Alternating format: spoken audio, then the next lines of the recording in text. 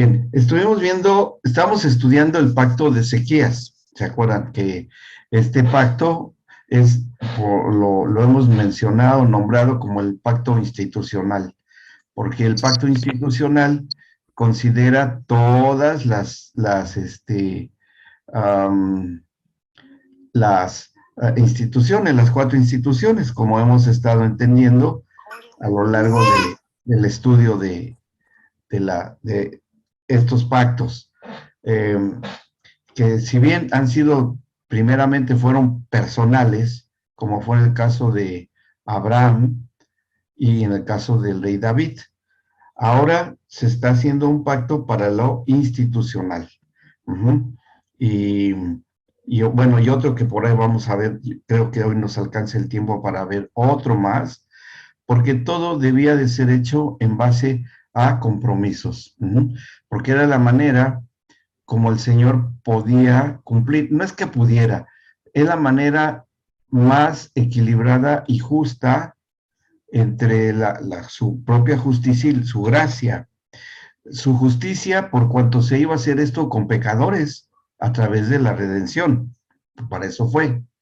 Y en su gracia para que Él interviniera y nos diese pues la oportunidad o el acceso a Él a través de Él mismo hecho hombre, o sea, de Jesucristo hombre. Toda esta estrategia que solamente podía hacer el Señor, ningún hombre podría haber hecho esto, por eso es hasta cierto punto uh, de la incredulidad o el mal entendimiento, la ignorancia de ciertos sectores que no tienen ni la más remota idea del trasfondo de la redención. Piensan que todo fue una cuestión ahí accidental o historia, que dudan de la existencia del Señor Jesucristo. No, no, no, no, no, no, no.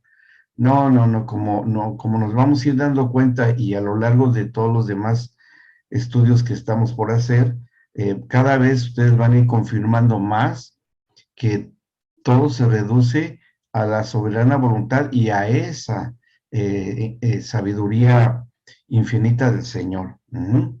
Y ya hablando más específicamente en el pacto con el rey Ezequías, que comentamos que por ser un rey, ahí está la institución de autoridad y gobierno, por un lado. Y por el otro lado, también están consideradas, que esas son las que nos faltan, bueno, y todo es comunión, porque está interviniendo Dios aquí. Hay algunos versículos que comentamos al final de casi cada capítulo. Dios se alegró que preparó, el pueblo se alegró que Dios hubiese preparado al pueblo, Dios bendice al pueblo a través de la bendición de los líderes de ese tiempo, o de los levitas, sacerdotes, el rey también. Todavía nos faltan por lo menos 2 instituciones, ¿sí? Que sería la familia y la administración o la economía. No podía escaparse nada de eso, nada de eso. Tenía que ser todo completo. Que esto también nos confirma la esencia de las instituciones. Viéndolo desde esta perspectiva, todos estos pactos se encuadran dentro de cada una de las instituciones que hemos mencionado. Nos quedamos en el capítulo, vamos al capítulo 31 del segundo libro de las Crónicas. En el 30 habíamos mencionado que se celebra la Pascua, envían correos, que eso es una manera que queda establecido por considerar al rey Ezequías como un hombre de pacto. Ahí se considera que es un término de pacto, el evangelismo. Bien, el hecho de mandar cartas y también el hecho de que hoy esas cartas todavía existen, las tenemos en la Biblia. O sea, no es también, nada hay al azar, nada. El azar, la suerte, las coincidencias no existen en el reino de Dios, ¿sí? Ese es un pensamiento muy terrenal. El Señor tiene el control de todo. Y si una de los términos del pacto que se establecieron a través de estos compromisos entre Dios y estos hombres, es porque tiene una razón muy poderosa de ser. Entonces, esas cartas que se enviaron deja el compromiso del Señor que para cumplirse en el nuevo pacto tuviese que haber cartas también, y se hicieron. Por eso el Señor ha sostenido la elaboración de estas cartas y la preservación de ellas hasta hoy, y seguirán. ¿Qué es lo que constituye el Nuevo Testamento? Aparte del libro de los Hechos, que tiene su parte interesante también, que es un tiempo de transición de naturaleza, de una naturaleza de desobediencia a una naturaleza de obediencia de la iglesia en conjunto, ¿sí? Porque no dice del hecho de una persona, habla hechos, hechos, y algunos teólogos dicen, es que debería ser los hechos del Espíritu Santo. Bueno, está bien, pero fue del Espíritu Santo a través de hombres, que fueron los promotores, los responsables, los que sacaron el pecho, que fueron los apóstoles, y les costó la vida a todos ellos. O sea, es que está bien como se quiera decir, pero fue bajo esas circunstancias de compromisos. Y en el capítulo 31 vamos a ver los que nos faltan. Dice a partir del versículo 1, capítulo 31 del segundo de las Crónicas, dice, hechas todas estas cosas, todas las cosas anteriores que hemos considerado, dice, todos los de Israel que habían estado allí salieron por las ciudades de Judá y quebraron las estatuas y destruyeron las imágenes de acera y derribaron los lugares altos y los altares por todo Judá y Benjamín, cosa que ya habían hecho los sacerdotes, ¿sí? Todos los levitas al principio, cuando entran a reparar las puertas y sacan la inmundicia, porque aún dentro del templo del Señor había ídolos paganos horrorosos, terribles, y cosas de sacrificios a esos ídolos falsos que realmente eran demonios. Eso hicieron por digamos, la autoridad de las tinieblas, si se puede decir de esa manera. Estos, no podía entrar alguien así nada más del pueblo, cualquiera, o sea, no iban a entrar gente contratada para limpiar, no, porque ya era una cuestión de tipo espiritual, era una lucha abierta contra las tinieblas, y por eso es que tienen que santificarse los levitas, tienen que santificarse los sacerdotes para tener autoridad espiritual, entrar al templo y sacar todas las cosas inmundas que había, que eso le da paso a los ministerios de Cristo hoy, el ministerio quíntuple, apóstol, profeta, pastor, maestro, evangelista. Eso es el cimiento, ¿no? Lo que es se considera como el precursor de esto. Bien, y aquí en el versículo dice, bueno, lo hicieron varias personas que están aquí mencionadas, que tal vez algo les pueda llamar la atención, que yo se los había mencionado, que en otra parte, cuando se da la orden de que se tienen que hacer ciertas cosas, cuando van a entrar los sacerdotes en el capítulo 29, se menciona mucho a los hijos, ¿sí? Edén, hijo de Joasis, hijo de Abdi, Sarías, hijo de Jealeleel, de los hijos de Gersón, así, hijos, hijos, hijos. Que eso comprende la familia ministerial, ¿sí? O sea, que hoy, el día de hoy, hoy por hoy, como esto quedó dentro de un pacto, la familia va a ser considerada en el nuevo pacto como la primera iglesia, la familia en conjunto, como la de ustedes, como la mía, como la de todo hijo de Dios, así lo ve el Señor. Es una iglesia, cada familia de creyentes. La segunda iglesia es el conjunto de la primera iglesia, el conjunto de cada familia, que es una fracción del cuerpo de Cristo, como los tejidos del cuerpo, por eso es el cuerpo de Cristo. Cada individuo en la familia es una célula que forma un tejido y un órgano, y cada iglesia puede ser todo un órgano del cuerpo de Cristo. Válgase la comparación para entenderlo. ¿Bien? Y el hecho de que se mencionen ahí en el capítulo 29, hijos, hijos, hijos y padres, ahora fíjense cómo aquí no, porque ya estaba pactado, ya estaba dentro del pacto, porque dice acá en el versículo 1 que estábamos leyendo del capítulo 31, derribaron los lugares altos por todo Judá. ¿Quiénes? La gente del pueblo. Ya no son sacerdotes, ya no son levitas, ahora es la congregación. ¿Mm? ¿Y por qué no se mencionan las familias? Porque ya lo habían hecho los responsables de guiar a las familias, los sacerdotes y levitas. Ya había quedado establecido dentro de términos de pacto. Ya no era necesidad de mencionar a los padres, imagínense, y ahora era las diferentes ciudades que están acá, o tribus todavía, Judá, Benjamín, Efraín y Manasés. O sea, ya no había necesidad, ya se había hecho lo primordial. Primer lugar fue la familia, para poder instituir a la familia y ser después considerada en el nuevo pacto. Si se dan cuenta, vamos llevando en la inteligencia y sabiduría del Señor, vamos llevando paso a paso cada cosa. Todo eso nos va dando a nosotros la solidez y el interés que hasta actualmente tiene el Señor con las familias de pacto, ¿bien? Por llamarla de alguna forma. Bueno, dice, y también Manasés, hasta acabarlo todo. Después se volvieron todos los hijos de Israel, o sea, de la nación completa. Ya está hablando de un conjunto de familias, porque dice hijos. ¿De quién? ¿De una persona? ¿De una familia? No, de la nación. Hijos de la nación, de la comunidad, de la congregación. Ya está ahí considerado.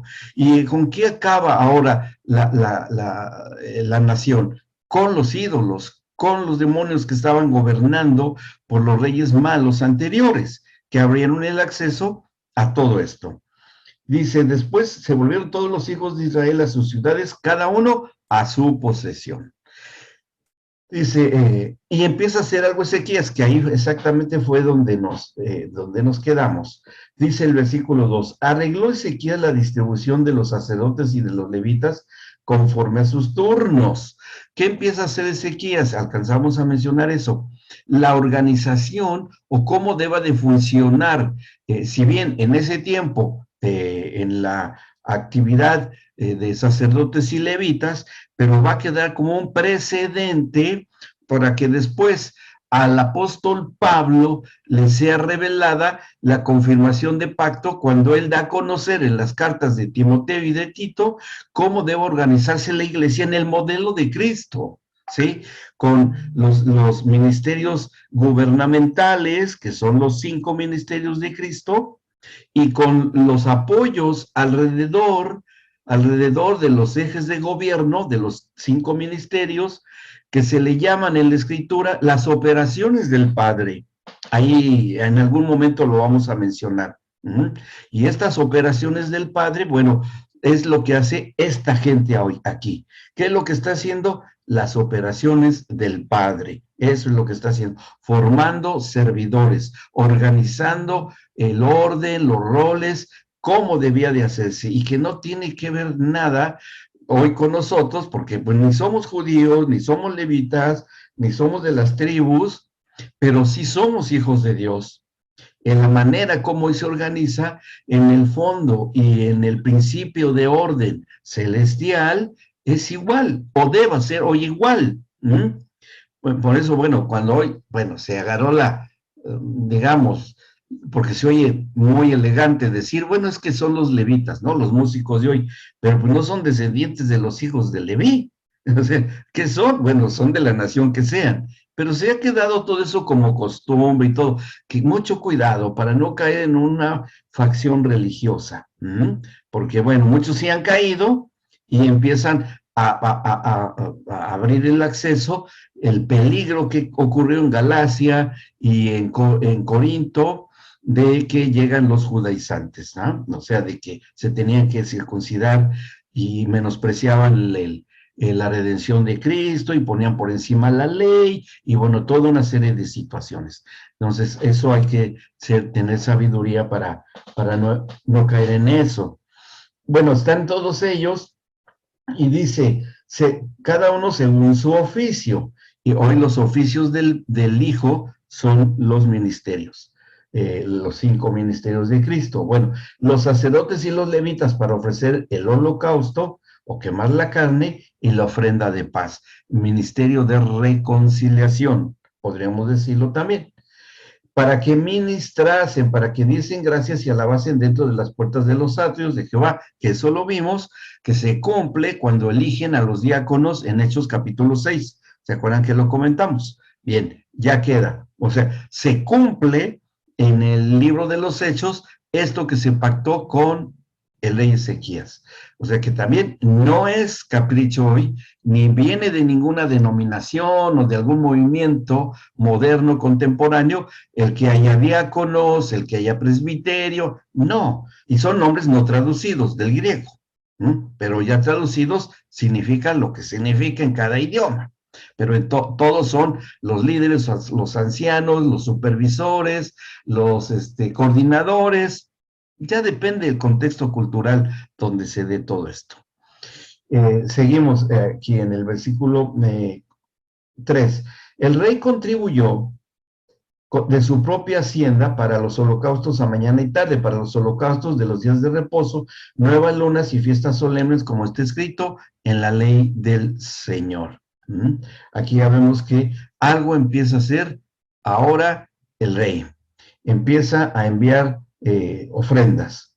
Y dice, mandó también al pueblo, el rey, hombre de pacto, que habitaba en Jerusalén, a todos los ciudadanos que vivían en la ciudad, Jerusalén, que diese la porción correspondiente a los sacerdotes y levitas para que ellos se dedicasen a la ley del Señor, que como sabemos, en el nuevo pacto se dice en una parte, el que predique el evangelio, viva del evangelio. Que si bien en números también está considerado la porción que se le da después de haber sido ofrecida al Señor y de tomar una parte para dársela al sumo sacerdote para su alimentación, su manutención, aquí en el caso de Ezequías, él ordena, rey de pacto, que se le debe de dar su porción también a los sacerdotes y levitas, que hoy le da validez por cuestiones de pacto a que los ministros que en el día de hoy viven de tiempo completo puedan recibir su sostenimiento de parte del cuerpo de Cristo. ¿Sí? Por si algunos critican y juzgan y dicen, no, pero ¿cómo? Mira, ahí está mi diezmo en forma de auto y eso. Discúlpenme, pero eso es cuestión de prosperidad y de fe de cada quien y es una cuestión de pacto. Bien, o sea que vayamos entendiendo que nada se le escapó al Señor. Y cuidado cuando entramos en un juicio contra lo que Dios ha establecido, hermanos. Mucho cuidado con eso. ¿Por qué? Porque entonces ya estamos en otra ubicación espiritual, no muy deseable, con el juicio. Bien, seguimos. Dice, hoy no es para retar a nadie, es simplemente ir considerando las cosas tal como están. Ahí es un pacto y como es pacto tenemos que ver todas las clausulitas del contrato celestial, la letra pequeñita también. ¿Qué es lo que estamos haciendo? ¿Qué nos hemos dedicado a hacer en este primer módulo? Leer la letra pequeña de la institución de la familia. Es lo que estamos haciendo. Dice 5, y cuando este edicto fue divulgado, y cuando se dijo, hay que darle su porción a los que sirven, cuando este edicto fue divulgado, los hijos de Israel dieron muchas primicias de grano, vino, aceite y miel.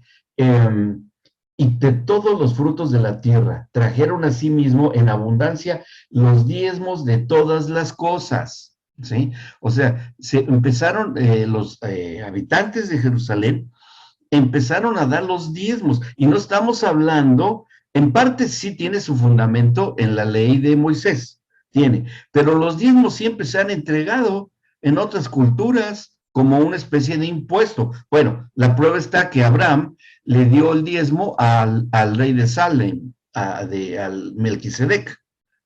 ¿Por qué, de dónde sacó Abraham el dar el diezmo al rey de Salem? Porque era algo muy extendido y de una manera de honra y respeto a una autoridad superior.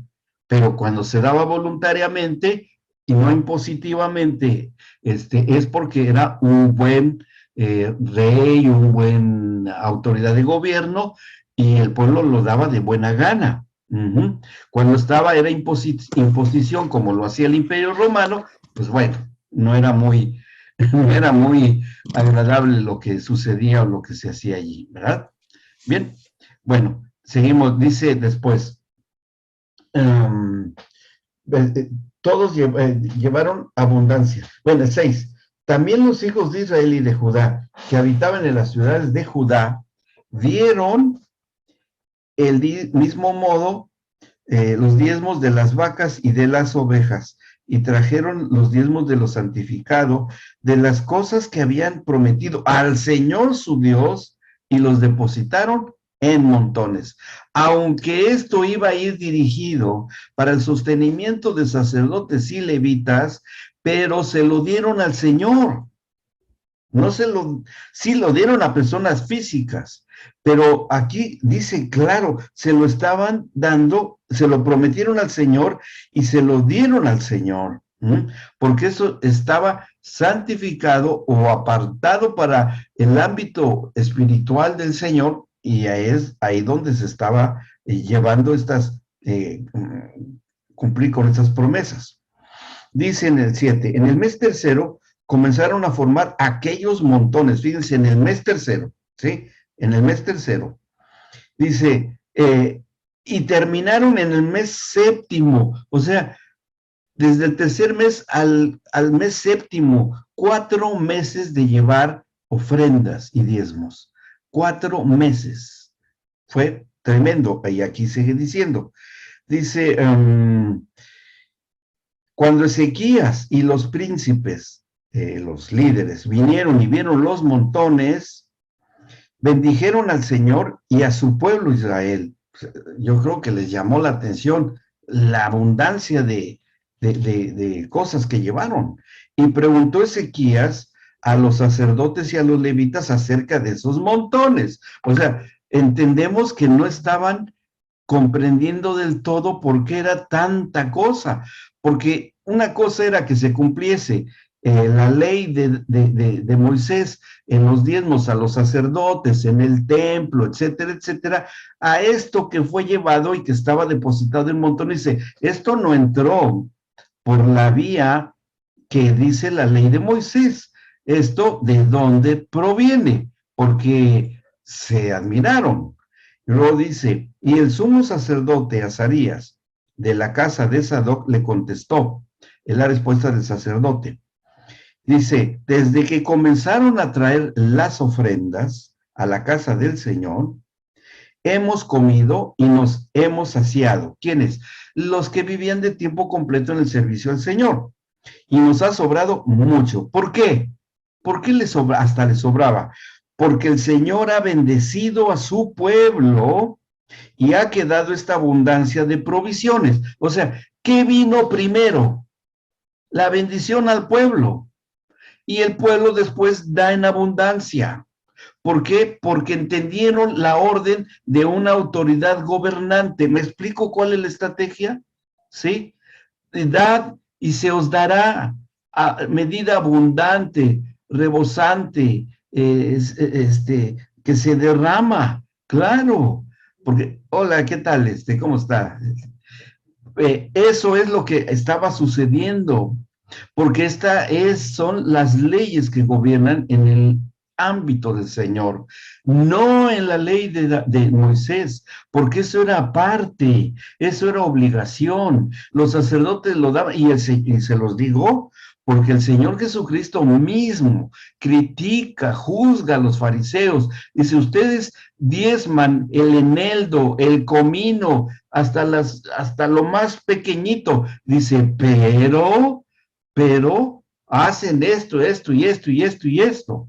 ¿Por qué? Porque era lo mínimo que podían hacer y hacían lo mínimo los fariseos. Porque sí, diezmaban hasta las pequeñas cositas, ¿sí? Y eso es una actitud de fariseo en ese tiempo. Pero hacían cosas terribles. Si ustedes son capaces, con tal de ganarse a un prosélito, darle toda la vuelta al mundo, ya que se lo ganan para que sea un prosélito, dicen, lo hacen 10 veces peor de que antes de que ustedes lo hicieran un prosélito. Acusaciones gravísimas de parte del Señor Jesucristo, pero conforme al aparato religioso ya corrupto en el tiempo del Señor Jesús. Pero esto que está sucediendo acá no entra o no encuadra dentro del cumplimiento de la ley de Moisés. Bien, ¿vamos bien hasta acá? ¿Alguna duda? Esto es lo extra. Por eso Pablo dice acerca, cuando se refiere del que da con alegría y que es generoso y da con alegría, que da su generosidad. El diezmo es perteneciente a lo que, y aún ahí tenemos que tener la sabiduría de saber que si damos el diezmo, está bien, y nada más, y lo contamos, y a ver, son 97 pesos con 55 centavos, pero ya no hay de 5 pesos, de 5 centavos. ¿Cómo le hago? Tengo que conseguirlo para cumplir la ley. No, pues ya no. El generoso va más allá. Conforme va a recibir, conforme da, va a recibir.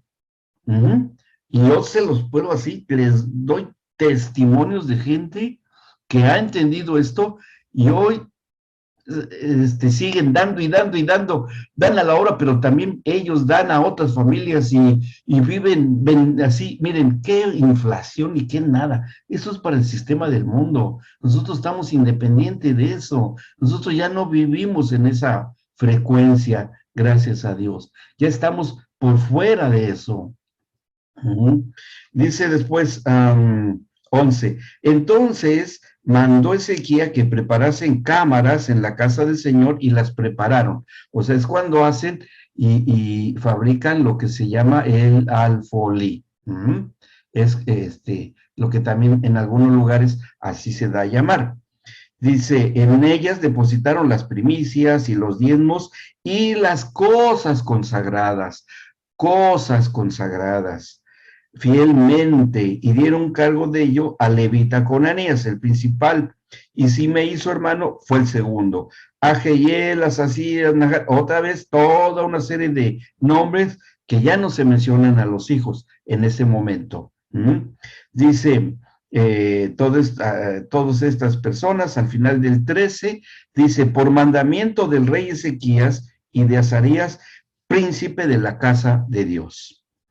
No, príncipe del templo, no dice príncipe del templo, príncipe de la casa de Dios. Bien, si bien en ese momento, porque físicamente la gente tenía que tocar y ver y decir si existe el templo, hoy el templo es otra cosa, hoy es templos vivos. Dice, y el levita Coré, hijo de Imna, guarda de la puerta oriental, tenía cargo de las ofrendas voluntarias para Dios y de la distribución de las ofrendas dedicadas al Señor y de las cosas santísimas. No habla de diezmos acá, habla de las cosas, de las ofrendas voluntarias, de las ofrendas dedicadas al Señor y de las cosas santísimas. ¿Cómo qué puede hacer hoy en el nuevo pacto todo esto? Bueno, cuando estemos en el cumplimiento que le tocó hacer al Padre y al Señor Jesucristo, lo volveremos a mencionar. Bien, ahí lo dejamos ahí en la agenda.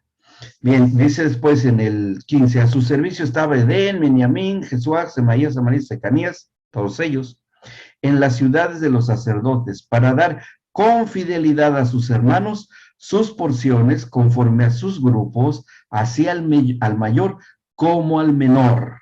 ¿Mm? O sea que se les estaban dando a los que estaban trabajando en las cosas de Dios con fidelidad. ¿Mm? Dice, y ahora vean lo que empieza a hacer el rey en el 16. A los varones anotados por sus linajes de 3 años arriba. Ah, o sea, a ver, ¿de qué empieza a hablarse aquí ya? Por hablar de linajes. Empieza a hablar de familias. De eso empieza a hablar, que era la institución que nos faltaba, o de las, esta es la tercera, todavía nos falta una más, pero que ya estamos por ver también otra más. Pero bueno, aquí dice, de 3 años arriba, el 16, a todos los que entraban en la casa del Señor para desempeñar su ministerio según sus oficios y grupos. También a los que eran contados entre los sacerdotes según sus casas paternas y a los levitas de edad de 20 años arriba, conforme a sus oficios y grupos. Eran inscritos con todos sus niños, sus mujeres, sus hijos e hijas, toda la multitud, porque con fidelidad se consagraban a las cosas santas. Es decir, queda establecido en este pacto que familias enteras se consagraban, papá, mamá e hijos, a servirle al Señor, ¿sí? Entonces, que en una congregación haya niños que sirven, adolescentes que sirven, jóvenes que sirven, que se consagran al servicio del Señor, óiganme, eso es una enorme bendición, ¿sí? Porque esto no está escrito en la ley de Moisés. Si ustedes lo revisan, dirá algunos aspectos que se pueden sacar, algunas conclusiones y todo, pero que se consagraran todos los hijos, hijas, niños, hijas, hijos y toda la familia, lo está haciendo en este pacto de Ezequías. Y el Señor está todo tomándolo en cuenta. En el futuro, todas las familias se tendrán que consagrar a mi servicio, desde los niños, los hijos, las hijas, el matrimonio, todas las familias, eso debe ser así. Bien, ¿vamos bien? ¿Se va entendiendo? ¿Sí? Sigue, dice después. 19. Del mismo modo, para los hijos de Aarón, sacerdotes, que estaban en los ejidos de sus ciudades por todas las ciudades, los varones nombrados tenían cargo de dar sus porciones a todos los varones de entre los sacerdotes y a todo el linaje de los levitas. De esta manera hizo Ezequías, fíjense, presten mucha atención a lo que sigue, ¿sí? Presten mucha atención. Dice, de esta manera hizo Ezequías en todo Judá, y ejecutó, 1, lo bueno, ¿sí? Número 2, lo recto. Y número 3, lo verdadero. ¿Delante de quién? Delante del Señor su Dios, ¿sí? 3 cosas, lo volvemos a repetir, que está escrito acá, lo bueno, lo recto y lo verdadero. Y esto quedó anotado como término de pacto, y el Señor dijo, ok, ya quedó establecido que la manera como se tendrá que cumplir, y que lo voy a cumplir yo, el Señor, a través de mi Espíritu Santo, en mis hijos, en el nuevo pacto, tendrán que hacer lo mismo que se estableció acá, lo bueno, lo recto y lo verdadero. ¿Sí? ¿Y en dónde está esto en el nuevo pacto? Bueno, no pierdan ahí en segundo de las crónicas y vamos a Efesios capítulo 5, versículo 9. Efesios 5, 9. ¿Qué dice Efesios 5, 9? Vean cómo es maravilloso esto. Es algo maravilloso. Dice en el versículo 9 del 5 de los Efesios, ¿se acuerdan que eran 3 cosas? Lo bueno, lo recto y lo verdadero. ¿Sí? Ahora fíjense cómo acá en la exhortación que hace el apóstol Pablo de andar como hijos de luz, porque así es como se habla, andad en amor, imitadores de Dios como hijos amados, sacar todas las obras de la carne. Y dice en el versículo 5, porque el fruto del Espíritu es en toda bondad o bueno. Es lo mismo. En toda bondad o bueno. En toda justicia o lo recto. ¿Sí? Lo recto. Dice, y verdad. Como dice, lo verdadero. El que habíamos leído acá mismo en el capítulo 31. Y verdadero. Es lo mismo. O sea que aquí se está concertando el pacto de que en el Nuevo Testamento, a través del Señor Jesucristo y de la llenura del Espíritu Santo, por cuanto lo pactó este rey y el pueblo lo hizo con esa disposición, quedara que el Señor comprometido a enviarnos a su Espíritu Santo para dar fruto, que finalmente el fruto es una ofrenda que se le da al Señor, y que, como veremos en su tiempo, en su momento, eso lo vamos a ver, un tema interesantísimo, que es la cuestión de la circuncisión del corazón. Ahí lo vamos a aprender. Aquí estamos hablando del fruto del Espíritu. Bien, y aquí ya está dicho por el apóstol Pablo, que se está cumpliendo estos términos de pacto. Bien, ¿vamos bien? ¿Dudas o preguntas? ¿Podemos seguir? ¿Sí? Bien. Bueno, seguimos. Dice, seguimos en la lectura. Ahora, vean el versículo 21, cómo da el remate aquí. En todo cuanto emprendió en el servicio de la casa de Dios, ¿quién? El rey, la autoridad gobernante. Dice, de acuerdo con la ley y los mandamientos, buscó a su Dios, este rey y autoridad gobernante, hijo de Dios, que hizo lo bueno. Dice, buscó a su Dios, lo hizo de todo corazón y fue prosperado. Y hoy, tristemente, yo veo pastores buenos, de buen corazón, que entienden y que son verdaderos hijos de Dios, y son criticados porque son prosperados. Y bueno, y vienen los rumores, y vienen los señalamientos, y vienen un montón de cosas, y es cuestión de pacto, es compromiso del Señor. Mucho cuidado con esto. ¿Me explico? Es algo que Dios, si a Él le toca cumplir esta parte de su pacto, bueno, está bien. Muchos son los llamados, pero pocos los escogidos. Y bien, y ahora, pero digamos que esto, recuerden, es un pacto institucional, o sea, de todas las instituciones, pero cada jefe de familia también a la vez es, en la primera iglesia, rey y sacerdote. Entonces también vale para cada familia esto. O sea que para cada familia también va a haber el mismo grado y magnitud de prosperidad. Sí, definitivamente sí la va a haber. Sí lo va a haber. Bien. Entonces ahí vamos viendo cómo se va cumpliendo lo que el mismo Señor Jesucristo dijo. Dad y se os dará. Medida abundante, o sea, prosperidad, si entendemos estos principios de pacto. Bueno, lo que sigue después en el capítulo 32, y que ya están las 4 instituciones y las podemos repasar. La primera, que es la comunión, porque esto fue hecho para el Señor.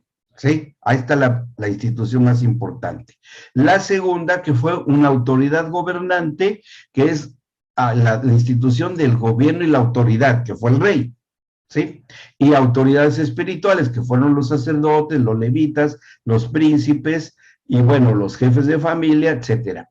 Después está la institución de la familia, cuando se convoca a todas las familias, que se consagren al Señor, etcétera, etcétera. Y cuando salen todas las familias a sacar toda la idolatría y sacan todos los falsos ídolos. Y cuarta, que es la prosperidad, la economía y todo, con las ofrendas que llevan el pueblo, y que se quedan hasta admirados el propio rey y los sacerdotes de que ya están. Y este pacto del rey Ezequías ya queda establecido. Y el Señor se va a ver comprometido a que tiene que hacer dos cosas. La primera es que tiene que pasar por el proceso de redención, que eso es lo que vamos a ver ya muy próximamente, porque esto tenía que pasar por el filtro, tenía que pasar por la limpieza, tenía que pasar por la depuración a través de la redención.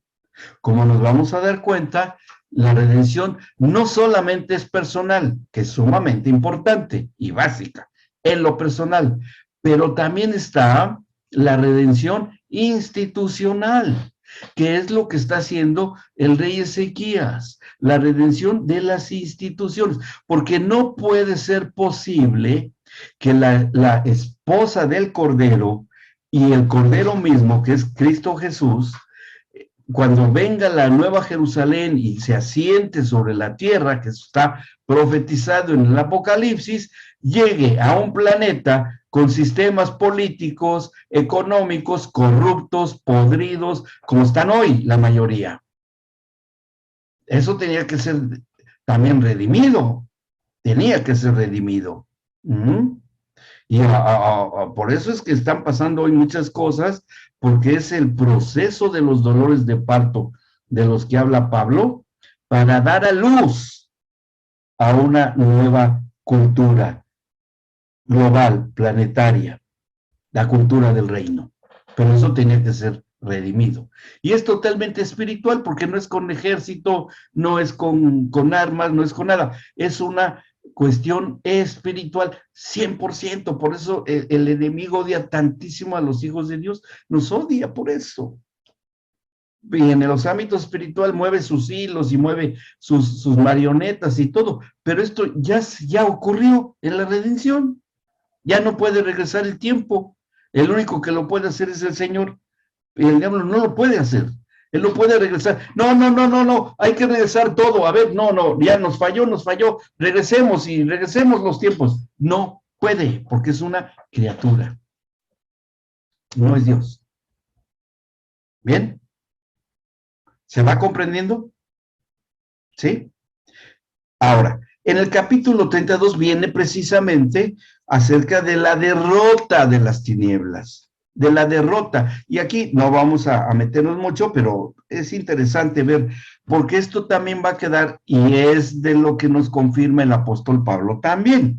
En el capítulo 32 de Crónicas, dice, ya una vez que se hizo todo, que ya quedaron todos los términos de pacto, también va a quedar algo. Y esto, bueno, lo vamos a ver cómo, en su momento vamos a ver cómo se tuvo que considerar esto por parte del Señor en el nuevo pacto.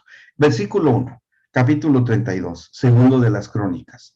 Dice, después de estas cosas y de esta fidelidad, vino Sennacherib, rey de los asirios, e invadió a Judá y acampó contra las ciudades fortificadas con la intención de conquistarlas. Es decir, las tinieblas, porque siguiendo la ley de interpretación bíblica, como ya lo estudiamos o lo mencioné, cuando leímos lo del rey de Tiro y el príncipe de Tiro, ¿se acuerdan? Que lo leímos en Ezequiel 28.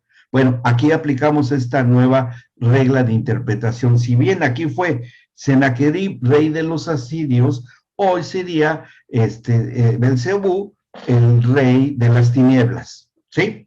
Va dirigido para allá. Y rodea la ciudad, ¿para qué? Para acabarlos con el hambre, con la sed, con todo lo que se hacía en los sitios de las grandes ciudades. Y era un ejército enorme para rodear a toda la ciudad de ahí en Judá, por lo pronto en Judá y Jerusalén. Viendo pues Ezequías la venida de Sennacherib y su intención de combatir a Jerusalén, tuvo consejo con sus príncipes y con sus hombres valientes, hombres de guerra, en los cuartos de guerra, para combatir las tinieblas. ¿Ustedes ya vieron la película que se llama Cuarto de Guerra? ¿Sí? Bueno, ni más ni menos. Se está estableciendo aquí un cuarto de guerra. ¿Sí? Dice, para cegar las fuentes de agua que estaban fuera de la ciudad, y ellos le apoyaron. Los líderes apoyaron al que tenía el gobierno ahí, que sería el rey. Entonces se reunió mucho pueblo, todas las ciudades, las familias, y cegaron todas las fuentes y el arroyo que corría a través del territorio, diciendo, ¿por qué han de allá los reyes de Asiria muchas aguas cuando vengan? Y hasta hoy esto, porque ¿saben qué hizo el rey Ezequías? Excavó abajo de la ciudad un túnel, labró en la piedra. Hasta hoy existe ese túnel que excavó el rey Ezequías.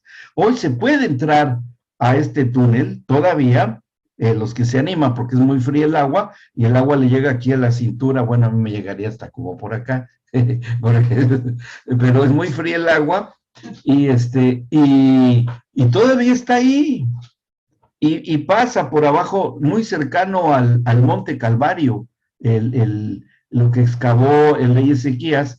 O sea que hizo que el río se metiera por una parte, circulara el agua del río por debajo del túnel y saliera a otro lado, de tal manera que no pudieran taparlo los asirios, ni cuenta se dieron de lo que había hecho.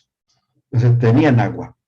Después, con ánimo resuelto, edificó Ezequías todos los muros caídos. Bien, seguimos aplicando nuestra regla de interpretación.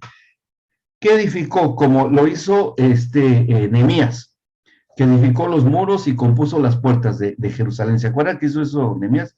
Bueno, aquí va a levantar los muros el rey. E hizo alzar las torres y otro muro por fuera. Fortificó además a Milo en la ciudad de David y también hizo muchas espadas y escudos. Oh, esto creo que se me hace un poco conocido. Se me hace muy, muy conocido.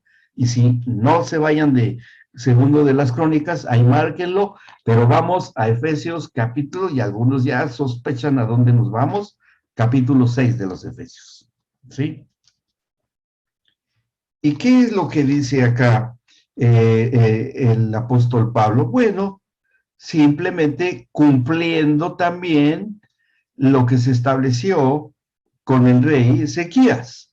En el capítulo 6 dice, a partir del versículo 10, por lo demás, hermanos míos, fortalezcanse en el Señor y en el poder de su fuerza. Y fortalecer, la fortaleza y el ánimo es lo mismo, ¿sí? Dice, vístanse de toda la armadura de Dios para que puedan estar firmes contra las acechanzas del diablo. Les digo, si bien en ese tiempo fue el Sennacherib, el asirio, aquí ya está hablando el apóstol Pablo de las acechanzas del diablo, que las acechanzas era lo mismo que estaba haciendo Sennacherib.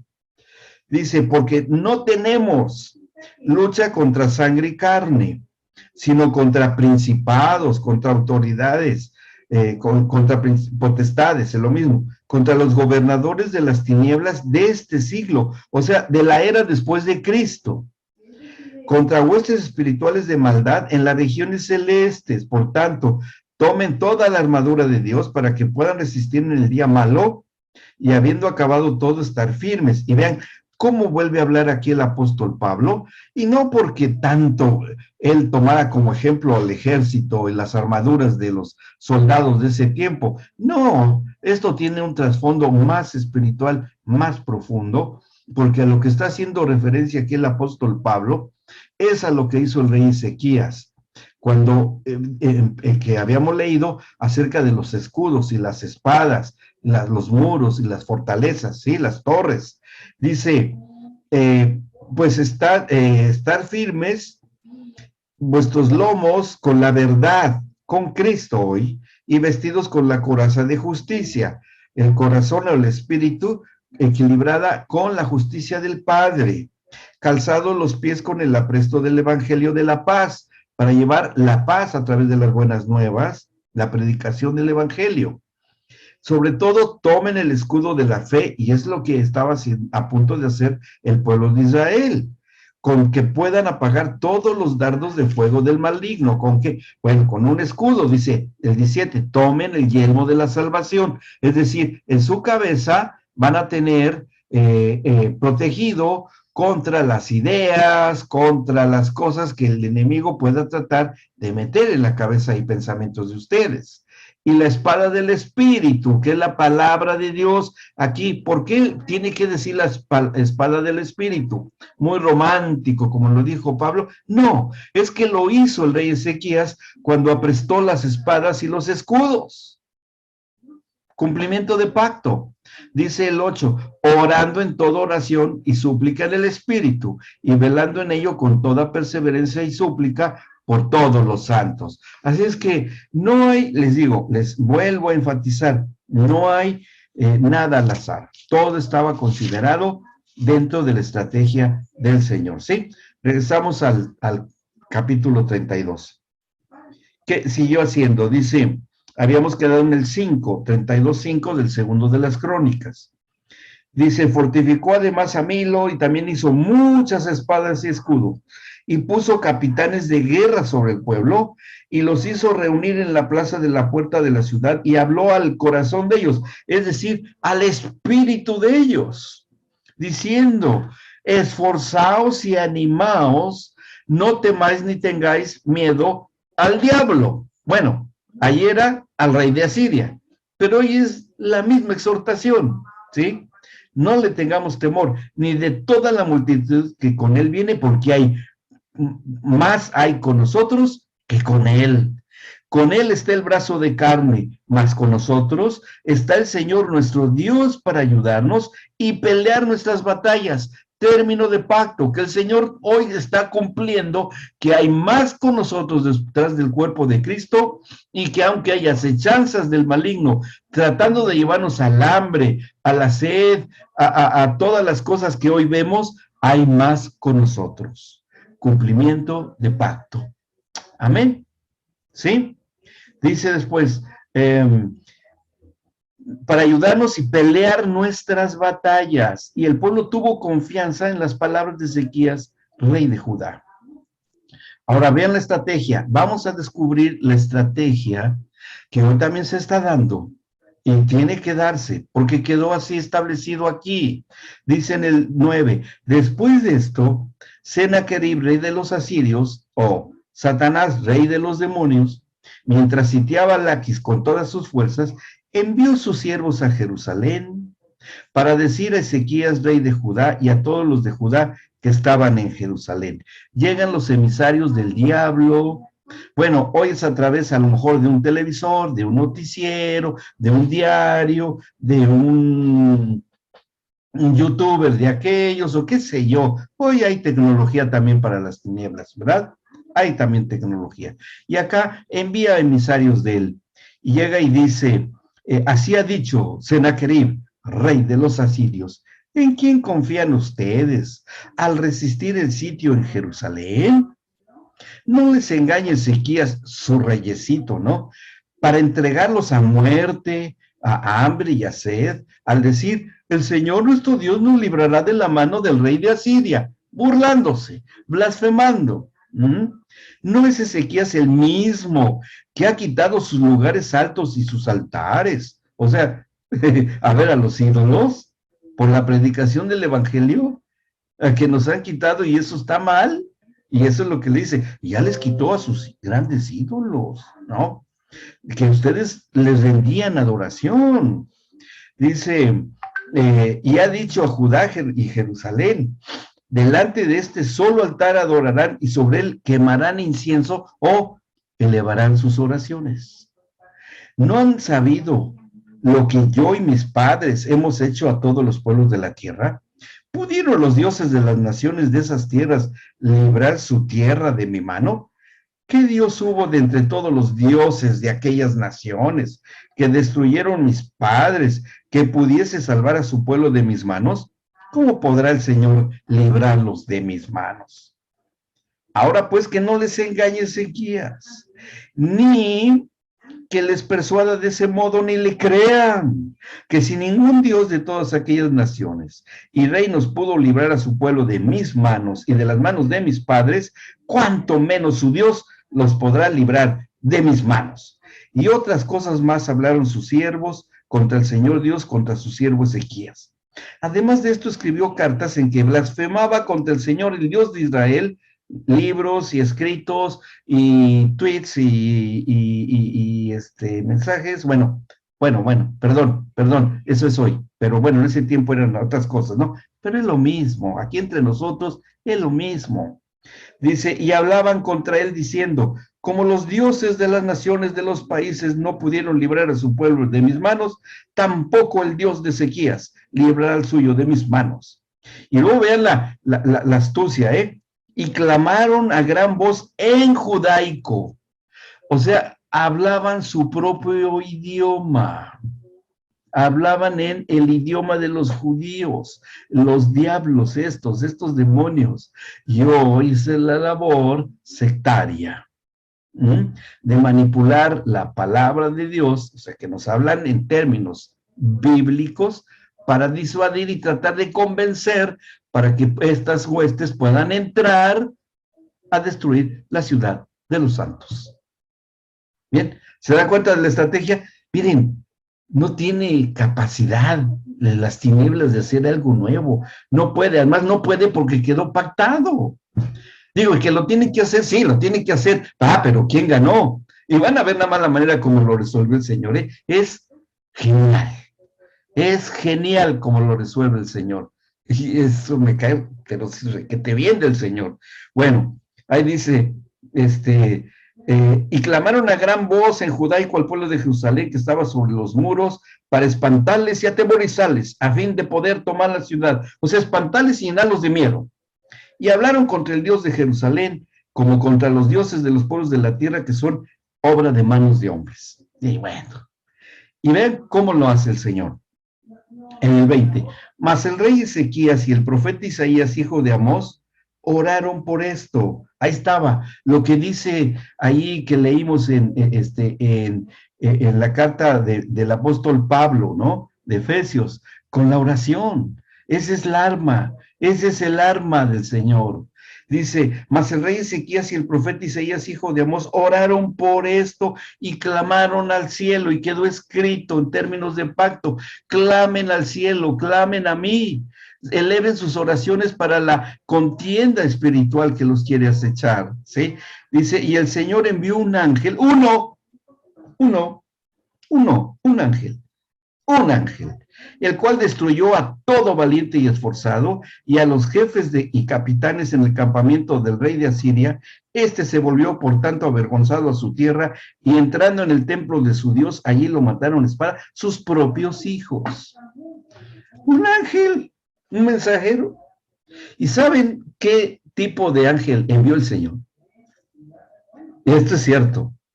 Envió una plaga de ratoncitos, lauchitas, a que se comieran todo lo de cuero en una sola noche. Se comieron todas las cuerdas de los arcos, las bridas de los caballos, los escudos que eran de cuero, todas las cosas que ellos usaban, sus uniformes que eran de cuero. Todo se lo comieron una plaga de ratones y quedaron sin armas, sin nada. Fueron roídas por ratones. Hasta hoy en el Museo de Jerusalén hay unos ratoncitos de oro que celebran esa victoria. Simples ratones que un ángel llevó, huestes, como el Espíritu Santo subió a los animalitos al arca de Noé, así un ángel llamó a todos los ratones que había en todos lados, los voy a invitar a un banquete, ¿sí? Cuero rico y sabroso, madera tierna y fresquita, pan y comida deliciosa. Ratones, ataquen. Y llegó el ejército. No sé si han visto videos de plagas de ratones. Hay videos, para que vean que no es fantasía. Pero hay videos de plagas de ratones, cómo levantan, así en granjas, en el campo, levantan sacos y todo, y un ejército, pero miles de ratones. Y bueno, eso fue lo que pasó. Por eso es que llegó el rey a su tierra y sus hijos le dijeron, ¿qué pasó? ¿Por qué llegaron así como llegaron? ¿Y qué pasó? ¿Quién te derrotó? Pues unos ratones. Y sus hijos, ¡fuck! ¡Qué vergüenza! ¡Qué genial! ¡Qué sabiduría! ¡Qué autoridad! qué gobierno. Ese es el Señor y el papá que tenemos. Con un solo ángel, un ejército entero. ¿Qué puede hacer hoy? Tantas cosas que hay hoy, que la organización y que acá, que los cuetotes y que los riflotes y que el Señor ve venir su día y se burla de ellos. Salmo número 1. Bien, ¿vamos bien? Sí. Y quedó pactado, quedó pactado. Así es que vivamos tranquilamente haciendo el bien, pero sí seamos prudentes de hacer todo lo que quedó como compromiso. ¿Bien? Ok. Y dice, ¿qué pasó después? Dice el 22, así salvó el Señor Ezequías y a los moradores de Jerusalén de las manos de Sennacherib, rey de Asiria, y de las manos de todos, y les dio reposo por todos lados. Y muchos trajeron a Jerusalén ofrenda al Señor y ricos presentes a Ezequías, rey de Judá, y fue muy engrandecido delante de todas las naciones después de esto. Bien, y bueno, ahí después pasan otras cosas, ya en la persona específica, como hombre de pacto con Ezequías, pero bueno, ya no es nuestro tema.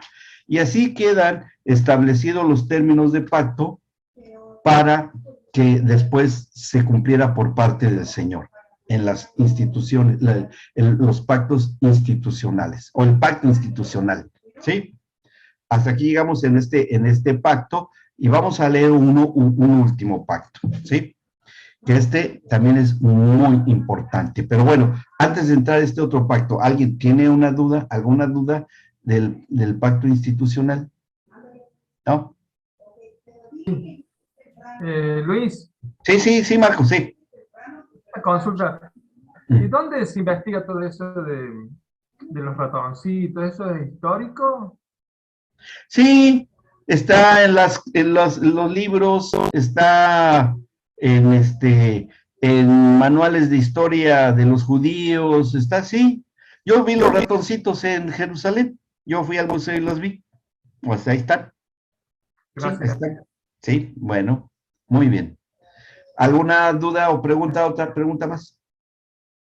Lo que pasa es que como fueron tan avergonzados los asirios que pues no le dieron mucha... Eso de que te ganen unos ratones, pues a cualquiera, ¿no? Digo, hubiera sido en box, así un peso pesado, bueno, todavía, pero ratones, por favor, a uno de los ejércitos más poderosos de ese tiempo, por favor. No, no es así. Y hay otras cosas geniales el Señor. Ahí veremos algo después. Hay otra batalla que también es muy simpática, por cierto, que también el Señor a su manera resuelve. Pero bien, ahora vamos a ver otro pacto, que este pacto era muy estratégico también. Y tiene mucha profundidad. Y está en el capítulo 34. Vamos al capítulo 34. Es otro rey, dice el versículo 1, del reinado de Josías. Dice, de 8 años era Josías cuando comenzó a reinar, y 31 años reinó en Jerusalén. A ver, instituciones, primera institución que ya vemos acá, de autoridad y gobierno, ¿de acuerdo? Sí, es un rey. Ahora, de 8 años, de 8 años de edad. ¿Quién tiene hijos que tengan más o menos esa edad de 8 años? O sea, ok. Imagínense a su hijo de rey de una nación y que el Señor lo llame a que reine. ¿Qué pensarían? No, seguro le diría al Señor, Señor, ¿qué pretendes? Que tú hayas nombrado rey a mi hijo. Tiene 8 años, juega con autitos, le gustan los videojuegos, tiene sus amiguitos en el barrio, en el colegio. ¿Cómo se te ocurre nombrar un niño de rey, Señor? Eso pensó su mamá y eso pensaron todos, pero el Señor traía algo entre manos. Traía algo importante que hacer. Dice en el 2, y hizo lo recto ante los ojos del Señor y anduvo en los caminos de David su padre, sin apartarse a la derecha ni a la izquierda. Acuérdense, David por ascendencia de Judá espiritual, ¿sí? no porque fuera directo hijo de David, porque ya habían pasado muchos años, y este niño apenas tiene 8 años. Entonces, es por ascendencia de tribu. Dice en el 3, a los 8 años de su reinado, siendo aún un muchacho, y se enfatiza, no hacía falta que pusieran siendo un muchacho, porque si ya dice que es de 8 años, pues sí, sí, era muy muchacho, era un niño. Dice, comenzó a buscar al Dios de David, su padre, ya como rey. Y el Señor lo ve y dice, bien, he escogido un niño para que reine, y también lo voy a hacer hombre de pacto. Y como es un niño que me busca y tiene 4 años buscándome, ya voy a hacer algo con él. Dice, comenzó a limpiar a Judá y a Jerusalén de los lugares altos, imágenes de hacer, esculturas, imágenes fundidas. Volvieron a recaer con el anterior rey, que fue Amón, volvió nuevamente a todas las cosas y que el rey Manasés también había hecho. Volvieron nuevamente ahí. Y bueno, pero él sacó todo. De 12 años y mandó 12 años, 12 años. 12 años. A ver, aquí hay una edad clave, 12 años. A ver, ¿quién me dice? 12 años. Tan buenas, hoy está viendo el concurso de preguntas. Doctor, es la edad a la que Jesús entró al templo. 12 años. Cuando va el Rey de Reyes y el Señor de Señores, hablar como niño y que los doctores de la ley y los escribas se quedan admiradísimos, no solo del conocimiento de la palabra, sino de las preguntas que le hacían. Un niño de 12 años haciendo, y lo que es más interesante, cuando lo va a buscar su padre adoptivo José y su madre María, dice, ¿qué no saben que en los negocios de mi padre debo estar?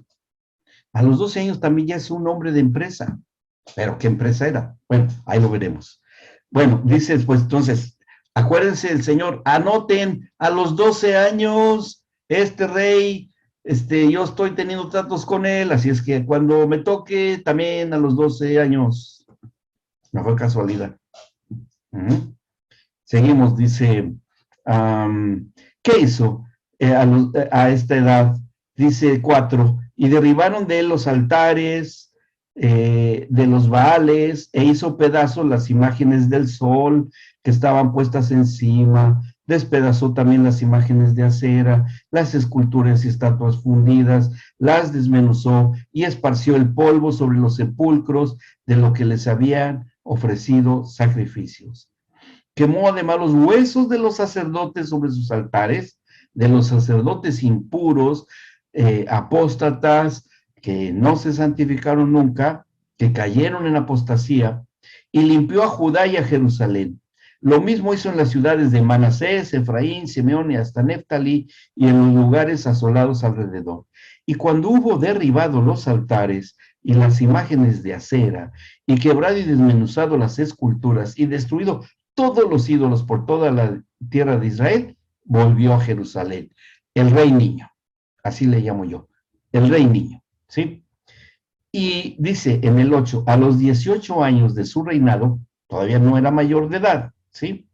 Después de haber limpiado la tierra y la casa, envió a Safán, hijo de Azalía, Masías, gobernador de la ciudad, y a Joá, hijo de Joacás, canciller, para que reparasen la casa del Señor su Dios, porque nuevamente se había vuelto a deteriorar la casa del Señor. Bueno, otra vez.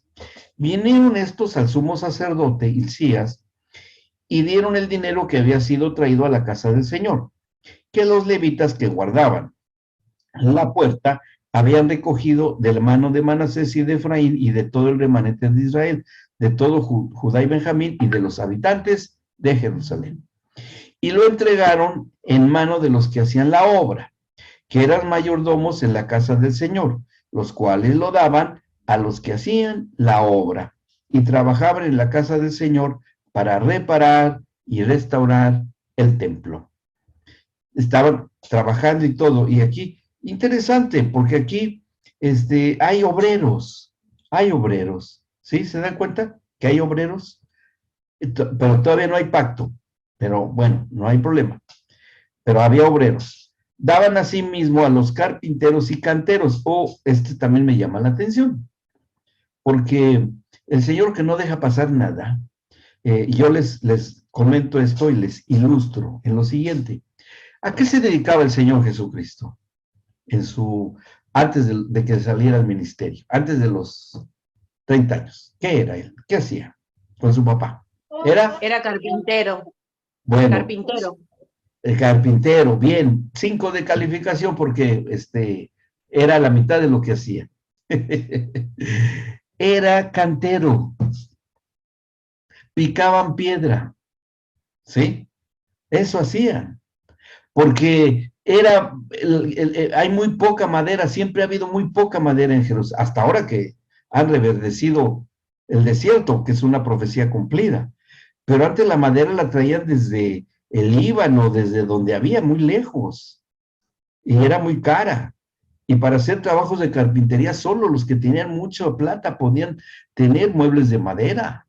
¿Qué era lo que hacían? Piedras. Labraban piedras para las casas, para el templo, para todas las edificaciones, grandes construcciones, los muros, todo era piedra.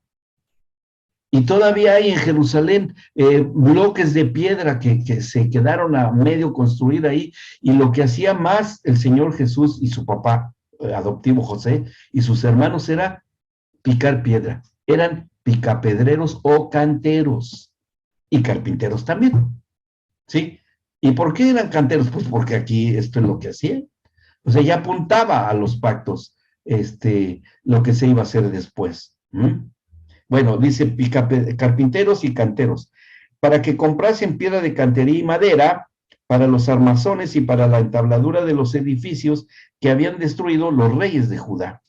Y estos hombres procedían con fidelidad a la obra y eran sus mayordomos. Ahí se mencionan muchas personas que activasen la obra, y de los levitas, todos los entendidos en instrumentos de música. O sea, los músicos también colaboraron con la obra. Dice el 13, y también velaban sobre los cargadores, y eran mayordomos los que se ocupaban de cualquier clase de obra, y de los levitas que había escribas, gobernadores y porteros. Todos le entraban al trabajo, todos. Y sacar el dinero que había sido traído a la casa del Señor, el sacerdote Hilcías. Y fíjense lo que ocurrió un día, que en una columna, porque se sabe que fue en una columna, en los muros, el sacerdote, los trabajadores, los obreros, encuentran, dice el sacerdote Hilcías, halló el libro de la ley del Señor dada por medio de Moisés. ¿Qué es decir? ¿Qué pasó? Se extravió la Torah que tenían en ese tiempo. La ley de Moisés se extravió por los reyes malos, pero alguien la escondió en una columna, cerca, en un muro, una columna que detenía un muro. Ahí la escondieron. Y cuando estaban reparando y todo, encuentran el libro de Dios de ese tiempo, ¿sí? Dice, encuentran el libro, dice en el versículo 15, y dando cuenta, Hilcías dijo al escriba Safán, yo he hallado el libro de la ley en la casa de Jehová. Y dio Hilcías el libro a Safán. Y Safán lo llevó al rey niño, y le contó el asunto, diciendo, tus siervos han cumplido todo lo que les fue encomendado. Han reunido el dinero que se halló en la casa del Señor, lo han entregado en mano de los encargados y en mano de los que hacen la obra.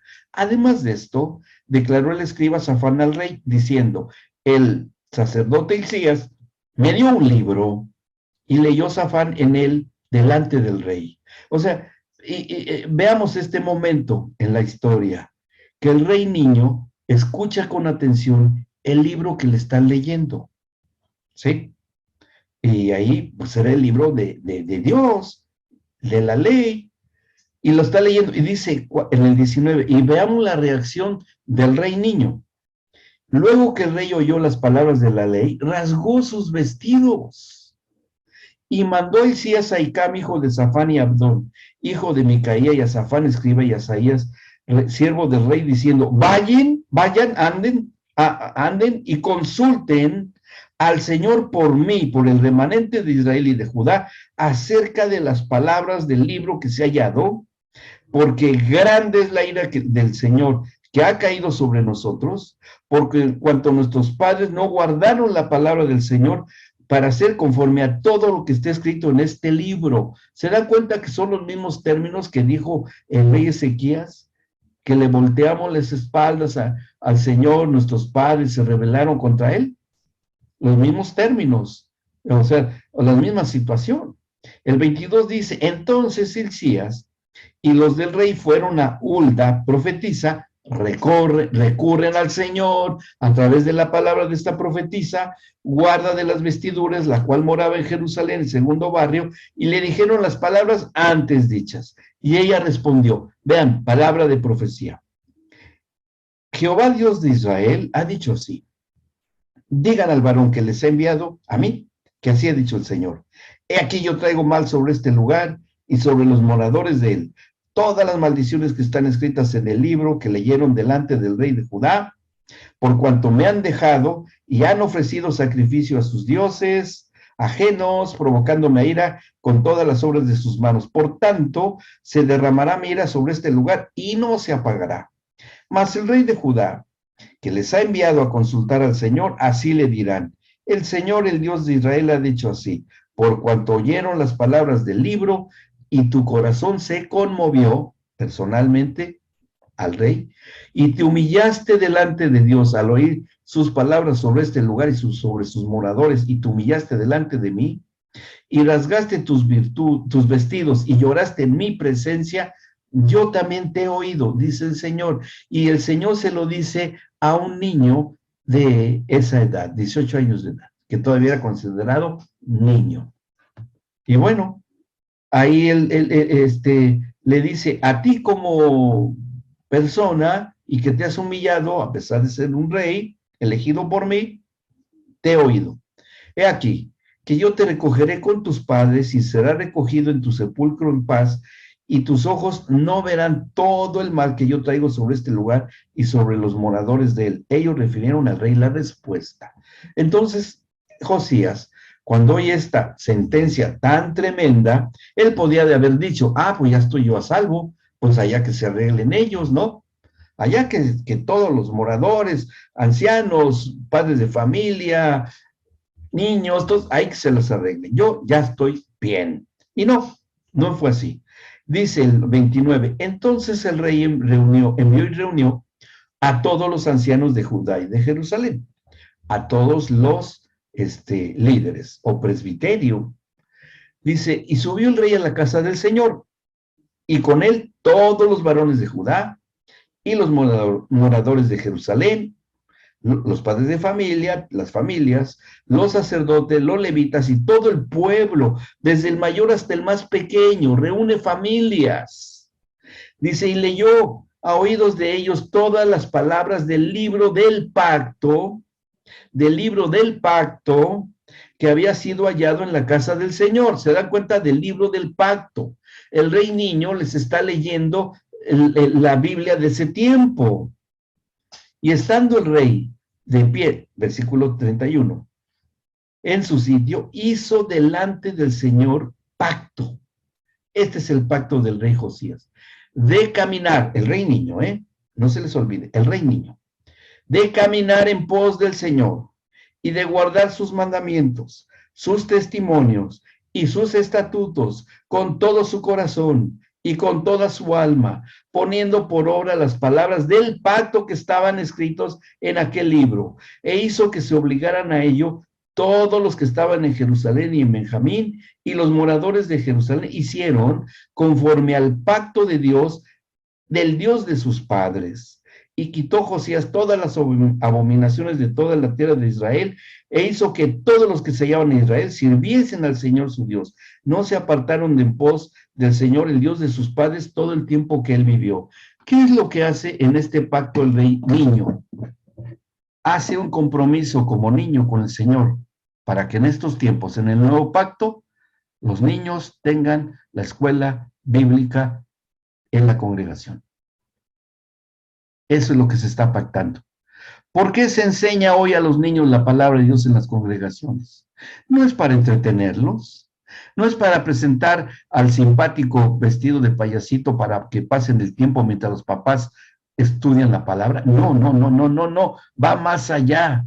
Es para que la palabra de Dios penetre en el espíritu de los pequeñitos desde niños, porque hay fidelidad de parte del Señor que por este pacto el Señor va a llevar y manifestarse como se manifestó al rey Josías, y vamos a ver cómo lo hace el Señor Jesucristo para cumplir este pacto, que también tenía que redimirse, también tenía que cumplirse por parte del Señor, y también fue genial la manera como el Señor redime a los niños por el pacto de Josías.